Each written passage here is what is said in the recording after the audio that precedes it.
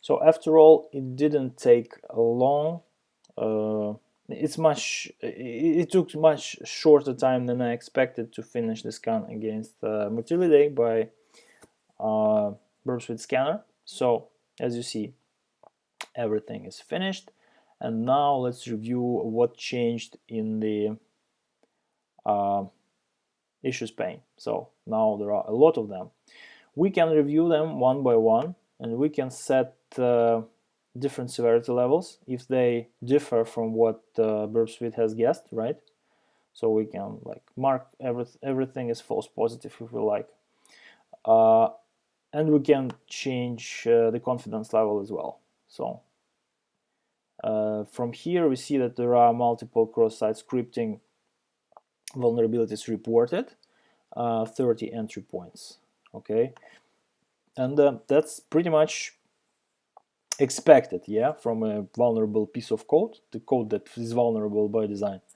And let's see what we can do about it. Yeah, so all these issues can be exported in some form, right? So we select all of them and report selected issues in XML or HTML form. Why XML?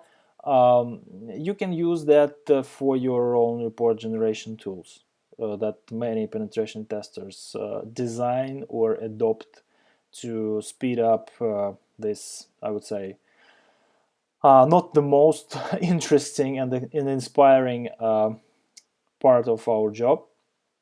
Just to see how it looks like in the HTML, let's go through this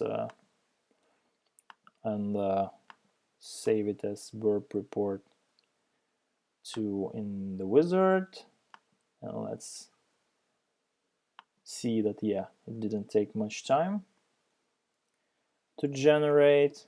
And then I'll just open it for review. Yeah, so this pretty neat looking report is quite large. Yeah, so normally for a less vulnerable web application you would see much less vulnerabilities, but you see everything is hypertext, and you can browse the issues. You can see the excerpts. You can include full requests and responses here, but I've chosen only representative portions of those inputs and outputs while going through the wizard. So as you see, yeah, there are just signs of those SQL injections here, for example. Yeah, so this should be verified manually before generating the final report, but still, we have verified that. Yeah, so username is totally vulnerable to SQL injection, and we have bypassed the authentication by it. So this is how it looks like. Burp Suite, of course, has many modules, many extensions that integrate it with the penetration testing collaboration toolkits. Yeah, many of them. And yeah, export to XML can make this report available for integration into any other product. So enough on reporting. Let's now take an XSS, yeah, of a sort, like one of those confirmed ones, right? Preferably something in page parameter, because it's the most it has the most potential for exploitation. Yeah, so if you have something in injectable into URL, okay, like here we see, right, it is possible to just craft the XSS payload and send it as a shortened URL to the target. Okay, so yeah, let's try to do that. Let's take this request and send it to repeater. What do we have here?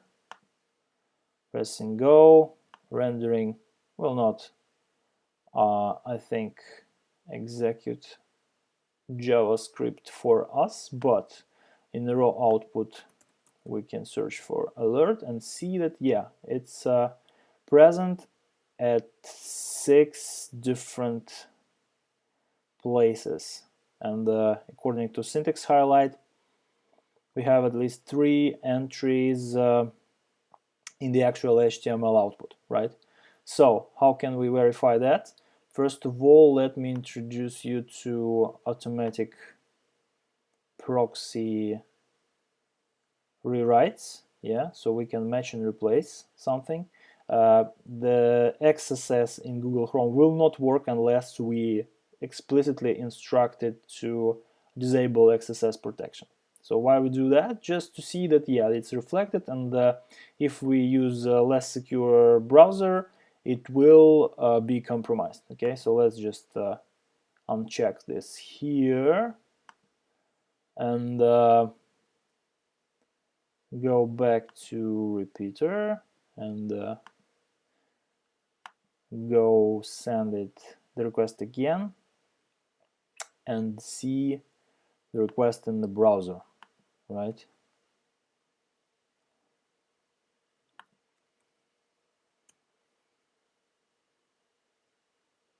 So the response basically did not trigger any XSS, right? So let's now go back to proxy settings and check this XSS protection disabling header. Yeah, what now will happen is let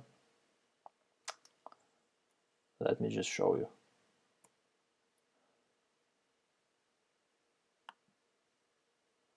Yeah, you see now XSS is triggered at least five times, right? And what happens here, let's review.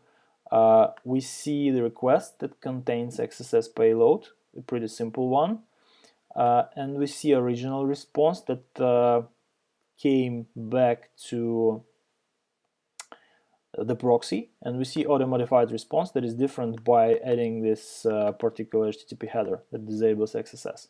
Why doing that? First of all, to generalize over the situation, right? Because we never know what browser version victim has. Yeah, so Firefox most probably will be compromised by this simple payload.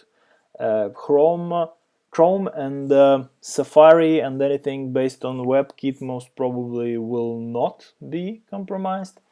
And Internet Explorer and Edge are edge cases. Yeah, so these are pretty much undocumented. And second of all, even with Chrome, even with Edge, even with Safari, the most secure browsers, you always can avoid detection and circumvent XSS filtering. So again, relying on the client side for protection is not enough and should be avoided. This is a false thinking. Yeah, so this is like a fundamental fallacy. It should be avoided at any cost, and in this way we basically just see what happens when we interoperate with the server side and do not rely on the client side protection.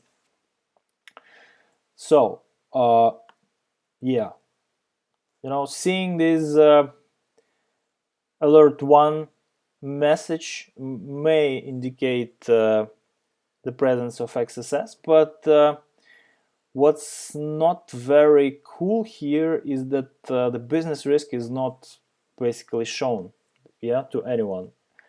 And I already mentioned most probably that XSS is pretty much underrated, yeah, in the wild, and it has to be dealt with in some other way to show the risk, to demonstrate that giving these pop-ups is not all that can happen. Yeah, and for that you can of course use Beef, which is quite an interesting tool, but it's more for exploitation.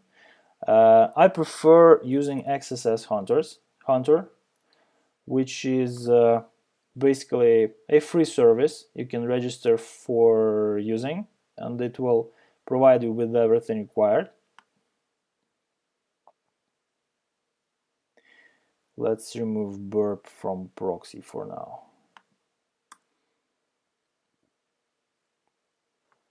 Okay. Am I logged in? I don't think so. Oh, it looks like I'm not, so I'm not a robot man. Oh, I hate this. But for a tool like this, I think it's essential. Okay, so what do we have here? Here we have like my previous collection of different XSS attempts. So let's generate some. Yeah. So what can we use? First of all, we go to payloads, and yeah, everything that's listed here is some form of like delivering that request that it will come back to XSS Hunter for the so-called callback, right? So it will be just triggering the further action, right? The actual payload is a large JavaScript file, the library that is loaded by this payload into the browser, and it performs, let's call it evidence collection. Okay, so let's use just this, the smallest one, right? And let's put it here, right, to the page.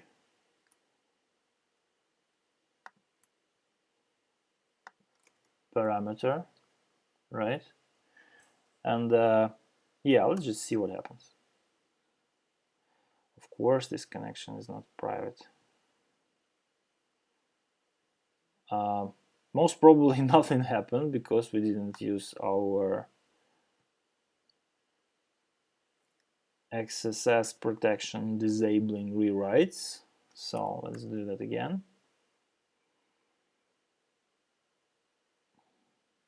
All right. So as you see, no pop-ups, nothing really happens except for some gibberish returned back to the target. And now let's go to Burp Suite and see what happened there. Let's remove this filter for now, and you see 5 times the callback has been called from my personal XSS Hunter URI. Yeah, so this already is a sign of something going on. Yeah, so this is the actual callback. This is its original form. This is some modified form. So this is the callback JavaScript module that I told you about. It's pretty large, yeah, so it's a lot of functionality. That explains the small lagging that we observed, and the page was loading into the browser. So let's go to my, as you see, yeah, I will not show you my email, but those those 6 messages, 5 of them are the emails that notify me about that my XSS Hunter module has been triggered. Okay, we just will go straight to the web interface. I will reload that, and voila.